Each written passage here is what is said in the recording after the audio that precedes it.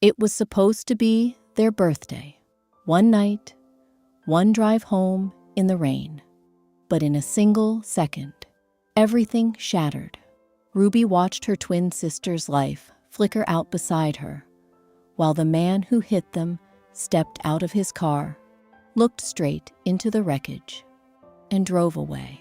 She never saw his face, but her photographic memory trapped her in the sound of crushing metal and the smell of wet pavement.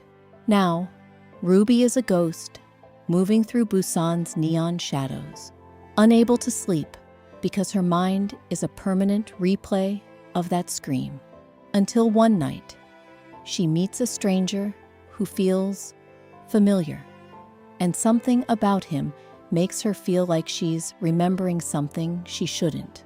The warmth of the birthday dinner still clung to Ruby's skin, the faint trace of perfume, the echo of laughter that hadn't quite faded yet. Ivy had laughed the loudest, tilting her head back as she teased about how, next year, they'd probably complain about getting older, but still end up celebrating the same way. Ruby had smiled at that. A small, quiet smile, because somehow Ivy always made the future feel safe. Even as they stepped out of the restaurant, that feeling didn't fade. The night air was cool against their skin. The city lights shimmered on wet pavement, and somewhere far off, thunder rolled like a distant warning no one paid attention to. Ivy slipped into the driver's seat, still talking, still laughing softly about how Ruby had strategically eaten most of the fries again. "I did not strategize anything," Ruby said, sliding into the passenger seat. "That's exactly what a strategist would say." Ivy smiled as she started the engine. And for a moment, everything was normal. The rain began gently at first, soft taps against the windshield, a rhythm that made the world outside feel distant, almost peaceful. Ivy turned on the wipers. "It's getting heavier," she murmured. "We should take the main road instead of—" She stopped mid-sentence, not because she was afraid, but because the world changed before she could finish. A sudden burst of light, too bright, too fast, headlights coming from nowhere. The impact came without warning. A violent jolt, metal screaming against metal. The car spinning slightly as everything inside tilted out of reality. Then, silence. Ruby didn't scream. Her body locked in place, breath trapped somewhere between shock and disbelief. And then, her mind started recording the fractured windshield. Rain sliding down the glass, like it was searching for something.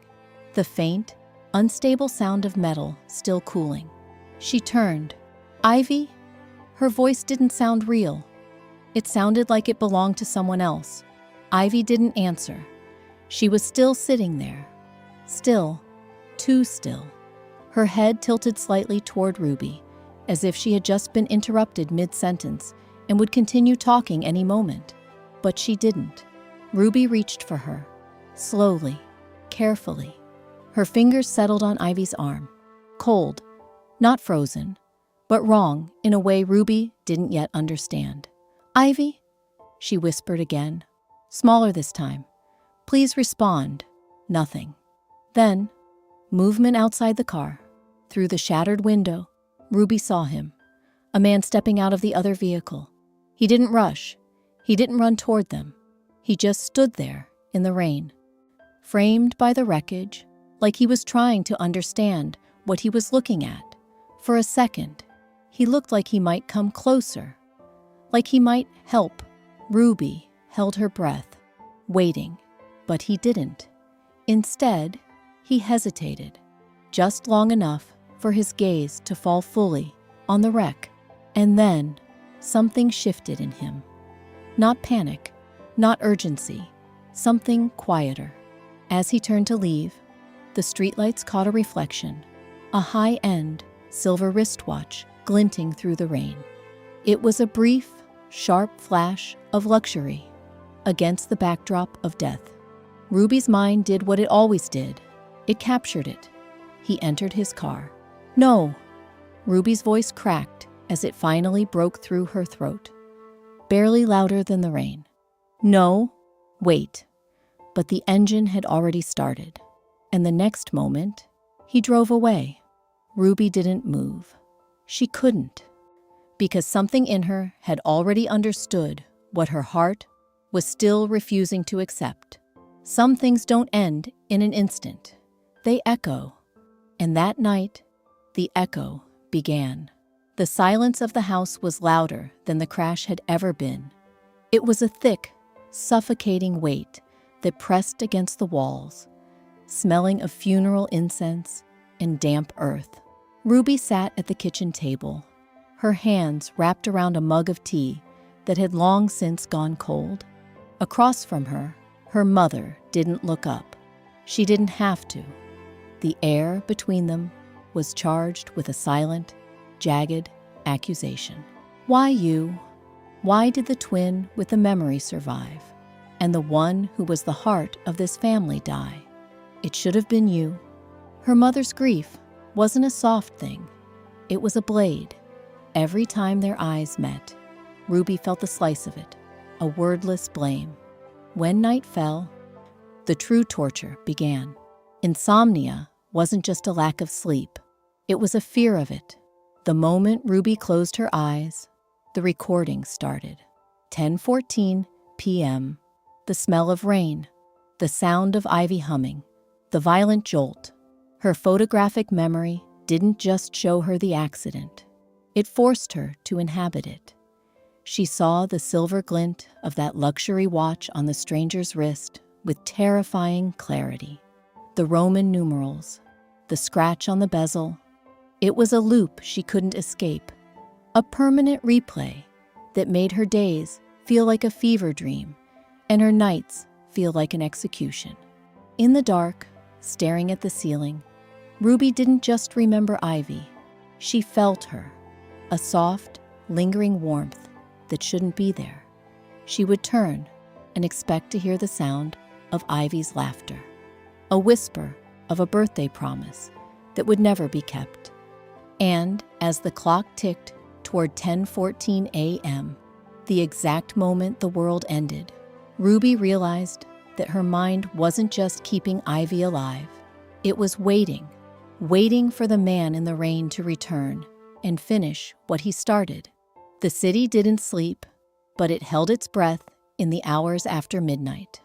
Ruby found her sanctuary in a corner of a dimly lit cafe, where the hiss of steam was the only sound that could compete with the recording in her head.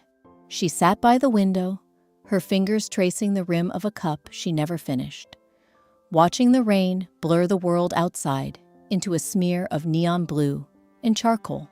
Then, the door chimed. Ian didn't just walk in. He carried an air of controlled power, the kind that came from never having to raise a voice to be heard. His overcoat was dark, tailored to perfection, and expensive without effort. He didn't look like a man who frequented late-night holes in the wall, yet he moved with a deliberate, haunting ease. When he turned, coffee in hand, he didn't head for the exit. He moved to a table across the room, close enough to see her, far enough to remain a shadow. He watched her longer than necessary. His gaze was steady, observant, stripped of the usual predatory edge found in the city's elite. It was something deeper, something heavy. Ruby sensed it, the hair on her arms standing up, but she didn't look. She couldn't. If she looked, she might have to acknowledge the strange, magnetic pull that was suddenly competing with the memory of the crash. The encounters became a silent ritual. Every night, the same time, the same tension. No names were exchanged. No words were spoken. But a pattern emerged that Ruby's mind archived with clinical precision. He always chose the seat with a direct line of sight to her profile. The silence between them wasn't empty. It was a bridge. She noticed the way he looked at her, like she was a puzzle he was terrified to solve. And for the first time since that rainy night, Ruby found herself looking forward to the dark, not because she wanted to remember, but because for a few hours every night, the stranger in the expensive coat made the world feel like it was standing still. He was a shadow that felt more like home than the house she shared with her mother's grief. The cafe was warm with roasted coffee and distant thunder pressing against the windows. Ruby reached for her cup. A spoon dropped somewhere behind the counter. Thunder cracked. The sound hit at the exact same time. Her grip failed. The cup slipped. It shattered. Dark liquid spread across the table. And just like that, the cafe was gone. Rain, metal, impact, headlights, Ivy in the car. Ruby didn't breathe. Her mind replayed everything in perfect silence, like a recording that refused to end. Then, warmth, a hand on her shoulder. Real, firm, immediate. The present snapped back. Ruby froze, not because she was afraid, but because she hadn't been touched in months. A voice cut through the noise. "You're not fine, are you?" Low, controlled, certain. Ian stood still, close, watching her like he already understood too much. His grip didn't loosen. For a second, neither of them moved. Ruby's breath broke. She pulled free, too fast. The warmth vanished, and cold rushed in. She stood, grabbed her bag, and hurried out. Outside, the rain swallowed her. Ian didn't follow, but he didn't look away either. He stayed by the broken cup, still watching the space she had occupied.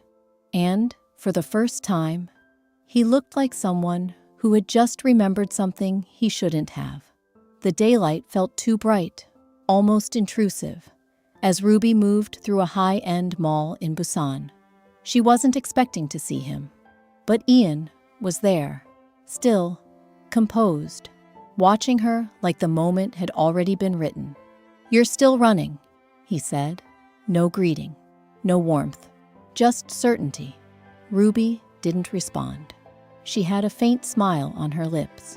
A pause formed between them. Ian stepped slightly aside, not blocking her path, not leaving her either, just close enough to stay present. "You don't talk much," he added. "I don't see the point," she replied. They started walking, not together, not apart, just aligned by coincidence that didn't feel accidental. Ian spoke again after a moment. They moved through a quieter corridor. Less noise, less people. Ian didn't lead, but somehow he was always a step in the right direction. They reached an upper walkway, open glass, wind slipping through the space, the city stretching far below. Ruby stopped. Ian stayed just behind her. "You always talk like you already know how things end," she said. "I usually do." There was something unsettling in the way he stood.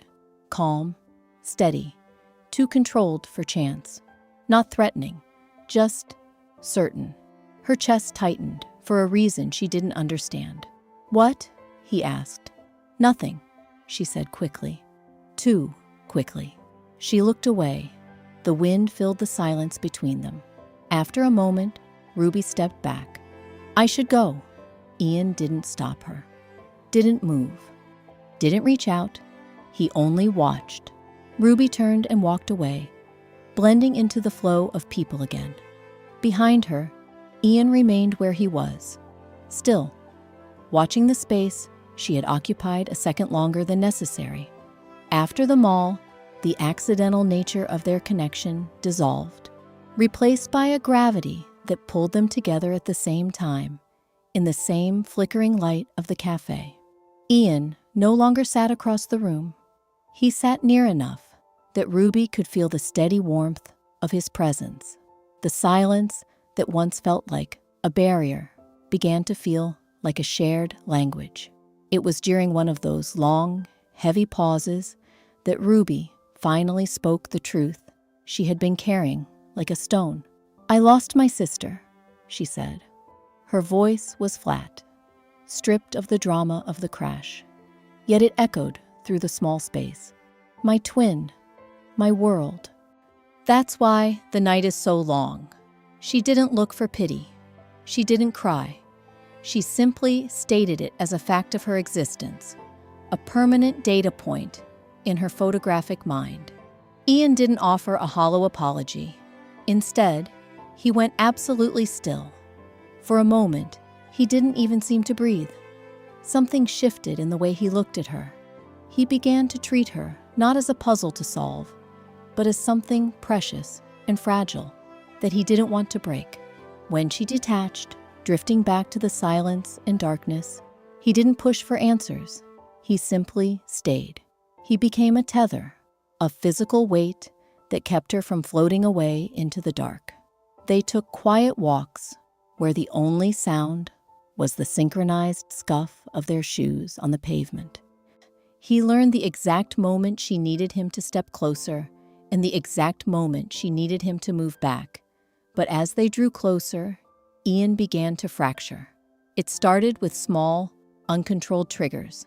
A sudden burst of rain against a window would make him pause mid-sentence, his eyes glazing over as if searching for a phantom image. The sharp, metallic clink of a key hitting a table made his jaw tighten with a tension he couldn't explain.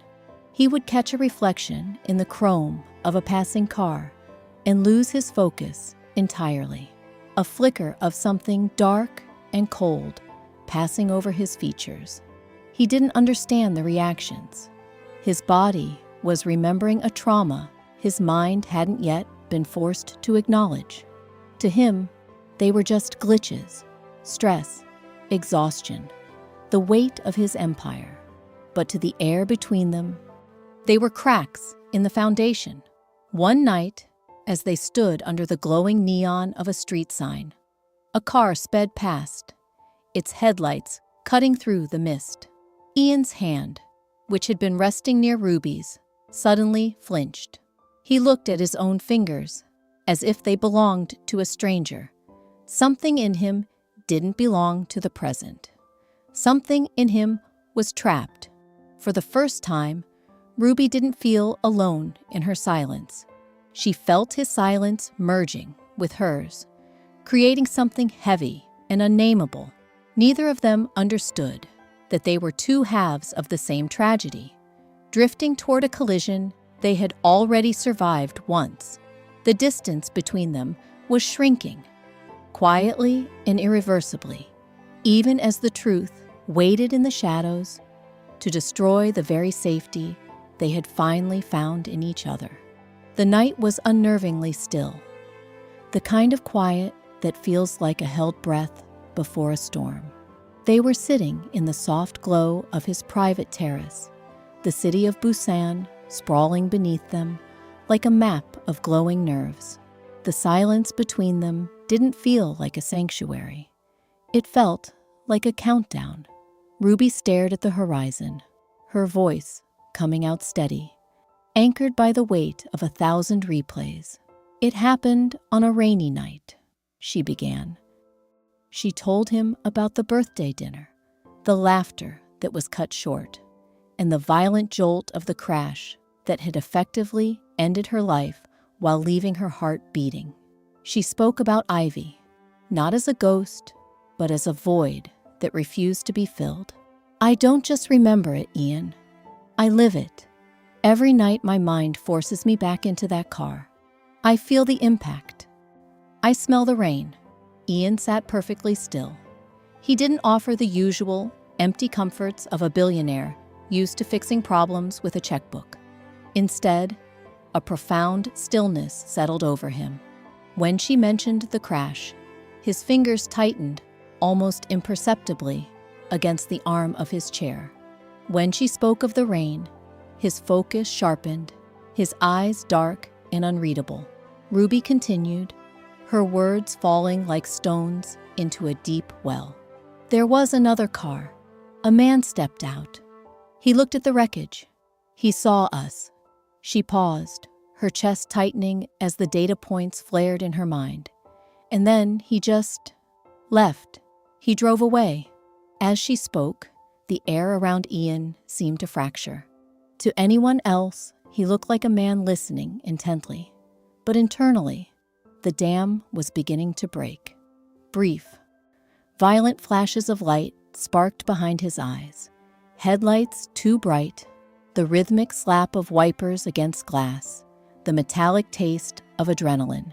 He felt a phantom pressure in his chest, a sensation of being trapped in something loud and enclosed.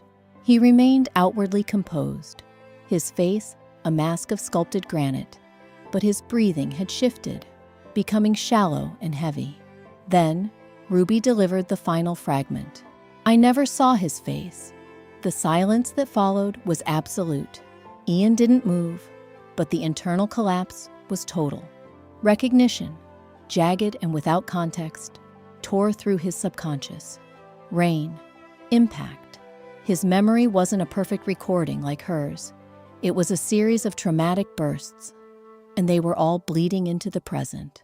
Ruby finished speaking and looked at him, her expression exhausted, with a slight lightness from finally offloading the secret. She looked at him, searching for a reaction, for a sign that he had heard her. Ian didn't speak for a long time. When he finally turned his head to meet her gaze, his expression was unreadable, a terrifying suspension of the emerging truth. He didn't confirm anything. He didn't deny it. He simply looked at her as if he were seeing her for the very first time and the very last. The distance between them had changed. The truth was no longer a shadow in the corner. It was in the room, breathing with them. Neither of them was ready for what would happen when the light finally hit it. Weeks had passed since that night of the conversation, though neither of them mentioned it directly. The air between Ruby and Ian had shifted into something quieter, more controlled, like a wound that had closed on the surface but was still sensitive underneath. They were walking now, far from the noise of the city center. No destination, no urgency, just movement shared in silence. Ian stayed slightly beside her, matching her pace without asking permission to be there. For most of the walk, neither of them spoke, but the weight of what had been said weeks ago never left. At one point, Ian slowed. It looked like he was going to speak. His lips parted, then nothing. He stopped himself. Ruby noticed, not the words, the hesitation. Something in his expression had shifted. Brief, unguarded, almost like something inside him had cracked open and immediately sealed itself again. She said nothing, only looked away. They kept walking, side by side, quiet, as if silence was the only thing holding everything together. Ian almost spoke again once more near the end of the walk, his voice catching before it could form into words. But he let it die before it reached her, and whatever he was trying to say stayed unsaid. Ian's house was quiet in a different way, controlled, like everything inside had been arranged to avoid memory. Ruby sat near the window, the glass reflecting a faint outline of the city beyond as it rained heavily. Ian stood a few steps away, not looking at her directly, too still, too careful. The silence between them stretched until Ruby finally spoke, her voice low. "I hate rainy nights," Ruby said quietly, watching the water slide down the window. "Because of the accident?" Ian asked, voice low. She nodded. It was quiet, too quiet. No other cars, just us. "I don't understand how it even happened." Ian exhaled slowly. Then he slipped. "That road, near Hyundai Coastal Road, is usually empty at that hour," he said. The words landed wrong, too precise. The silence after was immediate. Ian froze. He reached for a glass of water, but the light caught his wristwatch as he lifted it. A sharp reflection, identical to something burned into Ruby's memory. Her breath caught. Realization set in. She was shocked, confused. "You," she whispered. "How do you know that road?" Ian stopped completely. No correction, no denial, only stillness, and that was enough. "You were there," Ruby said, stepping back. "Weren't you?" A long pause. Then Ian finally looked at her properly, and he spoke, not defensively, not carefully, just truth. He told her everything, the private event that night. His drink secretly spiked to destabilize him and sabotage a business deal. His judgment slipping, his perception fractured. Not unconscious, but not fully in control either. Then the drive, the rain, the isolated road near Hyundai Coastal Road, the headlights, the impact, and after, standing in the rain, staring at the wreckage, unable to process it, then leaving, not out of ignorance, but panic and confusion. He didn't try to defend himself. Silence followed. Ruby stood there in silence, the weight of everything collapsing in on her at once. The memories, the rain, the crash, him, and beneath it all, something worse. The feeling that she had begun to love the very person who took Ivy, her world, away from her. Tears flowed from her eyes, but she didn't speak, didn't ask anything more. There was nothing left that words could fix. Then she turned away and walked out. No final glance, no hesitation, just silence closing behind her, like a door that would not open again. Ian didn't follow. He stayed where he was long after the room went still, the absence of her presence louder than anything she had said. That night, he didn't sleep. He just sat in the quiet, crying over everything he had finally admitted to himself, hurting the woman he now loves with his entire being, and losing her even before he truly had her. The next morning, he surrendered himself to the authorities. No resistance, no delay, just accountability. Everything he was, status, control, distance, fell away in a single decision. And what remained was the weight of what could not be undone. Years later, the house felt smaller. Not because it had changed, but because silence had finally learned every corner of it. The anger was gone now. So was the shouting. What remained was something quieter, heavier. Ruby's mother stood by the window, her silhouette softened by the gray light of a Busan morning. She didn't turn around. She didn't need to. "It's her birthday again," she said quietly. Ruby paused. That familiar pressure in her mind flickered for a second, like a memory knocking from the inside. "I know," she answered. A silence followed. Not sharp anymore, just empty. As Ruby reached for the door, her mother spoke again. Her voice broke slightly. "Come back safe." Ruby stopped. For a moment, she didn't respond. Then, very softly, "I will." It wasn't forgiveness, and it wasn't distance anymore either. Something in between, something that didn't need a name. At the cemetery, the sky was pale and still, the kind of quiet that didn't feel peaceful, just endless. Ruby stood before Ivy's grave. The wind moved through the trees like a long breath finally being released. For a moment, her mind tried to replay everything. The crash, the silence, the missing voice. But this time, something else came instead. Not sharp, not painful, just Ivy laughing. Faint, distant, almost kind. "Live well." Ruby closed her eyes. She didn't cry, not anymore. She simply stood there until the weight inside her stopped resisting. Footsteps came behind her, slow, measured. No urgency, no power left to perform. Ian stood a few steps away. No expensive arrogance, no control in his posture anymore. Just someone who had already lost everything and accepted it. He didn't come closer. He didn't leave either. Ruby spoke first. I used to think I'd hate you forever. A pause. I don't anymore.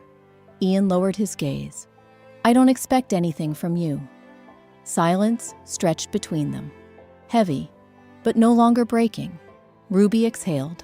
Not relief, not forgiveness, just release. You paid for it, she said quietly.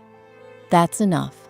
They did not move toward each other, and they did not fully separate either. There was no future promised between them, only the truth of what had already happened, and the fact that neither of them could undo it. Ruby turned away first, not because she was leaving him behind, but because she was finally moving forward. That night, the house was quiet, but it didn't feel like it was waiting anymore.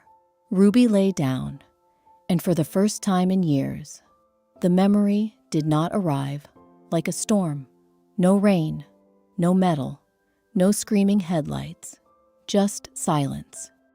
And in that silence, she slept, deep, uninterrupted, as if something inside her had finally stopped running. And for the first time, the morning that came after didn't feel like a continuation of the past, just a new day, waiting to be lived.